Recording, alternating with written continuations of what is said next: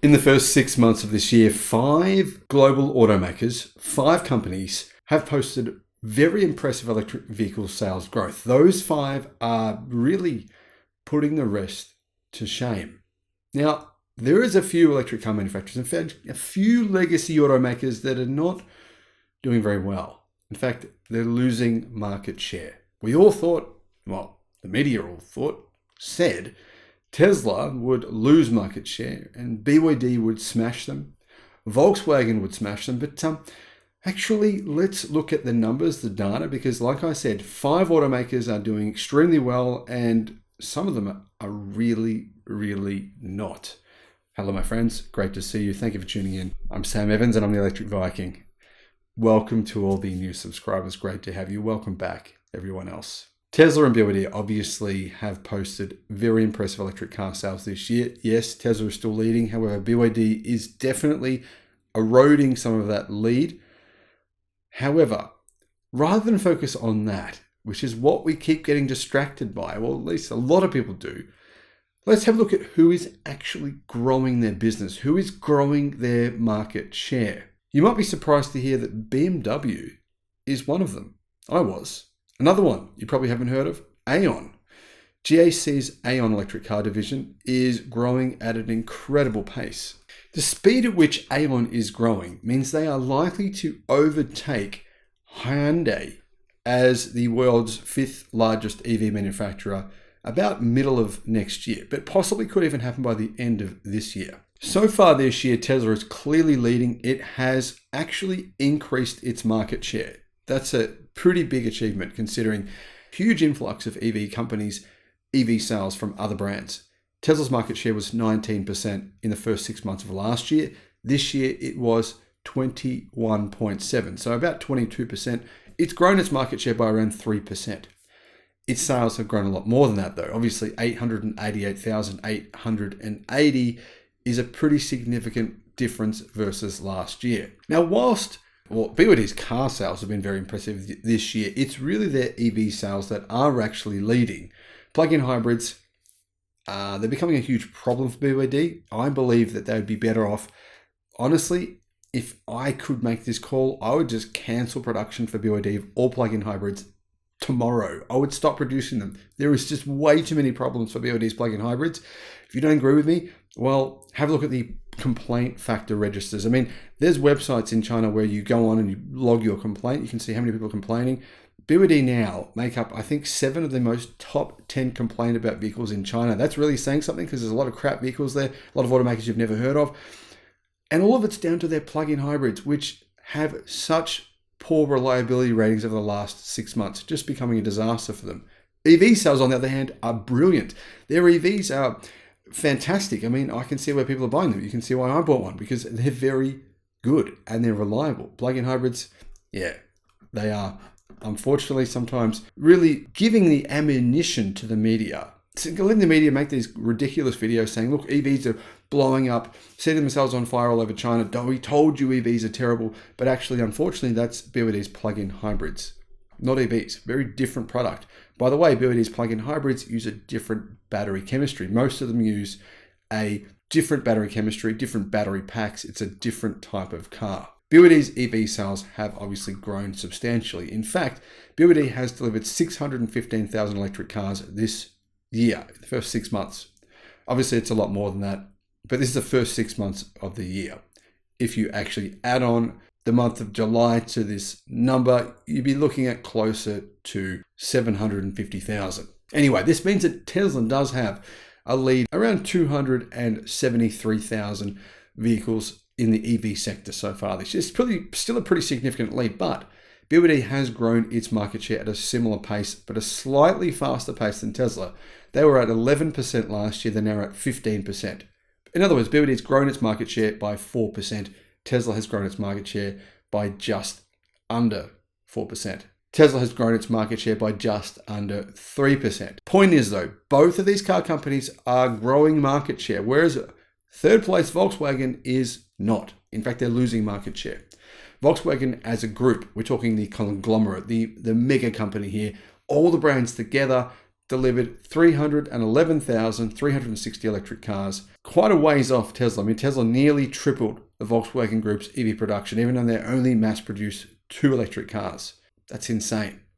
Anyhow, Volkswagen Group's 311,000 sales gave them 7.6% market share, which was about the same as what they had last year. So I'm wrong in terms of losing market share. They're not really losing market share, but they're certainly losing the race towards EVs, because as BYD and Tesla increase their market share and Volkswagen Group doesn't increase its market share, it's obviously falling behind.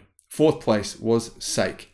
Now, this includes SAIC GM Wuling, which is a tri-venture, and they sell very, very cheap, affordable cars that cost starting at around $4,000 US. So quite a few of these numbers here from the SAIC group are very, very cheap EVs with a very low margin attached to them. In fact, margins can be, from my calculations on some of their cars, only around $30, but then they get a credit from the Chinese government, which brings it up to about $1,000. Anyway, at least they're not making a loss. That's important. SAIC delivered 309,000 electric cars for a 7.5% market share. They lost market share. They went from 10.8% last year to 7.5%. Now remember, SAIC own MG. MG, the electric car company.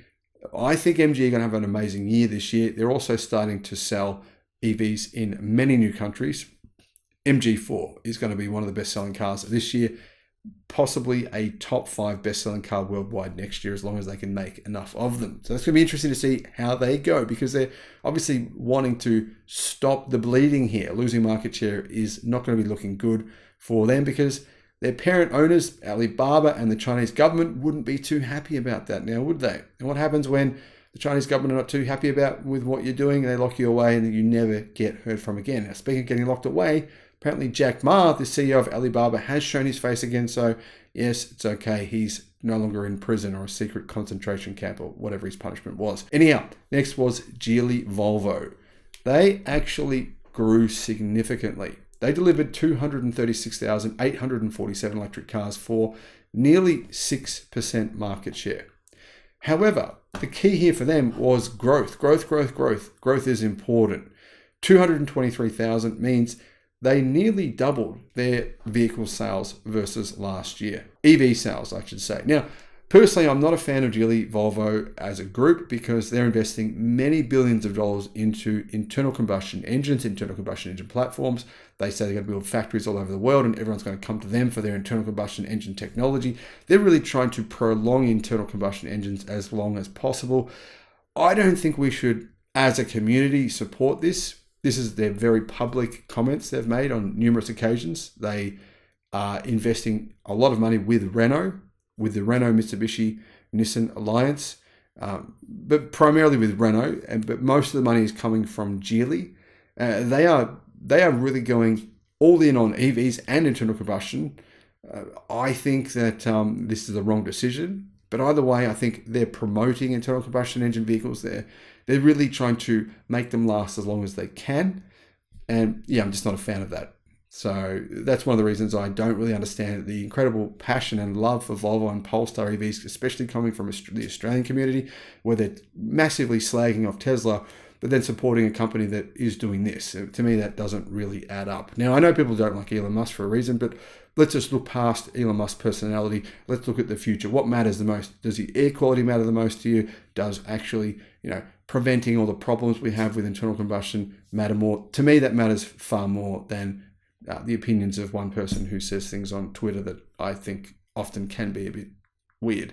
Anyhow, moving on. Who else grew significantly? GAC Aon, like I said. The thing is with GAC Aon, their growth rate is actually higher than any other car company over the past 12 months worldwide. Anyone. They are the fastest growing company in the world. Now, sure, there might be some like little niche companies selling a few thousand cars. They might have doubled their numbers, but they're sort of irrelevant. No one even talks about them. GAC Aon, their EV sales have blown the top off this year. This year, over the last 5 months, their growth has been staggering. They sold more than 40,000 electric cars for 5 straight months in a row. That is an incredibly successful number for GAC. And all those numbers are in China. They do plan on selling their EVs outside of China. I've heard many times now they're going to sell them in Australia, in other countries as well. That could be massive for their growth. If they do that, they will absolutely take off. Now, surprisingly, let's finish this with BMW as the final growth leader in the EV space. BMW have more than doubled their EV sales over the past 12 months as well. Phenomenal result. Now, we're still looking at a very small number. BMW delivered 150,000 electric cars worldwide. Obviously, that is about 1/4 of the EVs that Tesla delivered, but that's still very, very good. And I'm amazed. I mean, put this into context. What did BMW CEO Oliver Zips say? He said, I think it was in 2021, when I started this channel, he said EVs are a fad. Hydrogen is the future. Hydrogen and internal combustion is the future. And even BMW have made even these comments not that long ago. Incredibly. They still think EVs are not the future. They still think hydrogen is going to be the future at some point. I don't know when it's going to happen. I think they said the 2030s, something like that. Crazy. Anyway, for this company to grow so much is incredible because they really did believe EVs they said there's no demand for them because the i3 wasn't selling. The BMW i3, remember that car? Cool car, right? But very expensive. Cost more than a Tesla Model 3, but its range was small. It was just too much of a fad car. They spent ridiculous carbon fiber this and recycled this and everything else. Too expensive. Didn't sell. BMW says, well, look, we told you no one wants EVs. All of a sudden, they changed their mind. They ramped production pretty quickly and they're doing really well. Now, imagine if they had have taken it more seriously a few years ago.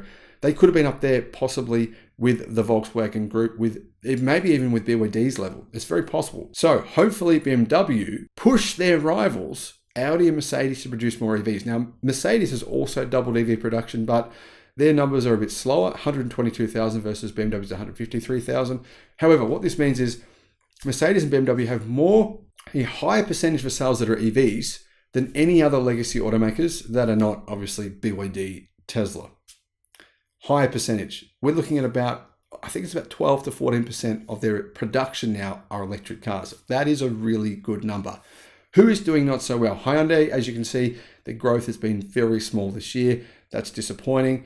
As you Australians would know, EV production for Hero, it's very, very sporadic, very small. They're not really taking it seriously. Europe, they're not really doing that seriously either. I mean, the United States, they don't make the Ioniq 5 or the Kia EV6 or any other Hyundai EVs in the US, so their sales have been slow there as well. Hyundai are stagnating, that is for sure. Hopefully, they can revive themselves a little bit because they're getting left behind. The other company who have the most noisy CEO in the world, I don't know why people don't talk about this. It's strange. He says more than what Elon Musk does. Stellantis. Their sales this year have been very slow. They've lost market share as well. They've sold just a tiny bit more than they did last year, but still a very, very small percentage of their vehicle sales worldwide are EVs. I see Stellantis being one of those companies that just sort of slowly disintegrates over the next 10 years. But that's what I think. What do you guys think? Let me know your thoughts in the comments. Thank you for watching. Bye-bye.